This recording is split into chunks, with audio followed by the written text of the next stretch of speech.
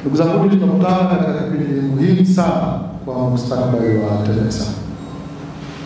Tumezunguka mikoani kwetu popote, tumekutana na nyote nyinyi pamoja na wenzenu kule, tukizungumza mabadiliko ambayo lazima yatekelezwe kwa kasi sana wakati huu.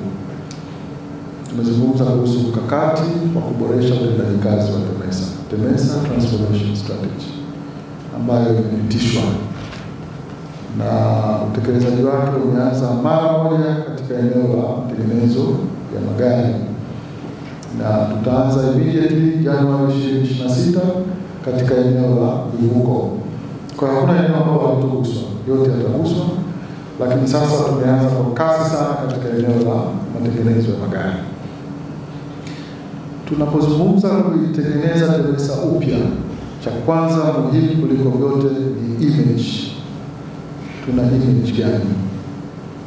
Na image haitengenezwi kwa kuwadanganya watu, kwa sababu bahati mbaya sana sisi kazi zetu zinagusa maisha ya kila siku ya watu. Kwa hiyo the only way tutabadilisha perception yao kuhusu TEMESA ni kwa kubadilisha utendaji kazi wetu.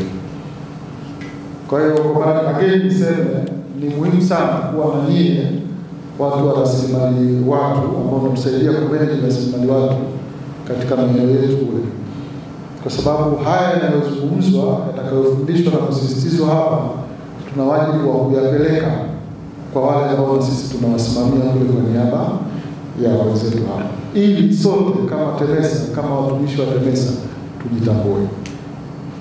Tukiweza kujitambua kama watumishi, maana yake tutafanya mabadiliko makubwa, actually mapinduzi katika utendaji kazi wetu wa kila siku. Nia yetu, ndugu zangu, ni kutengeneza taasisi ambayo itakwenda mbele na itakuwa na uwezo wa kuinua watu wake. DBS finance kwa kipaumbele chetu kama taasisi ni kuhakikisha kwamba maslahi ya watumishi yanaimarika kila mwaka kadri hali